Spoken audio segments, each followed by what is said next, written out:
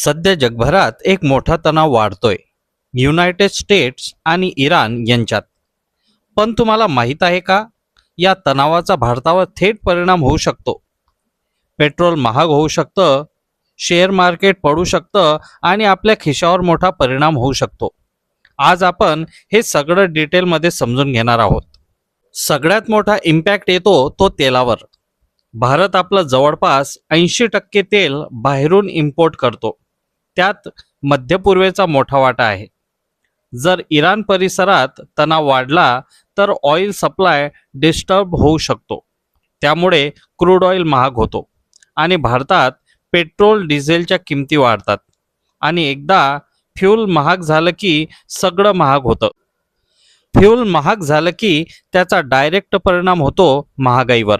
भाजीपाला, ट्रान्सपोर्ट, रोजच्या वस्तू सगळ्यांच्या किमती वाढतात.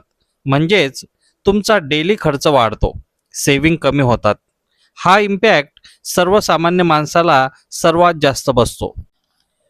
जागतिक तणाव वाढला की इन्व्हेस्टर्स घाबरतात. त्यामुळे BSE सेन्सेक्स, निफ्टी 50 यामध्ये घसरण होऊ शकते. लोक पैसे काढून सेफ इन्व्हेस्टमेंटकडे जातात. मार्केट अनस्टेबल होतो, म्हणजेच इन्व्हेस्टमेंट करणाऱ्यांसाठी रिस्क वाढतो.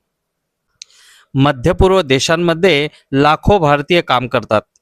जर तणाव वाढला किंवा कॉन्फ्लिक्ट झाला तर त्यांच्या सुरक्षिततेचा प्रश्न निर्माण होऊ शकतो.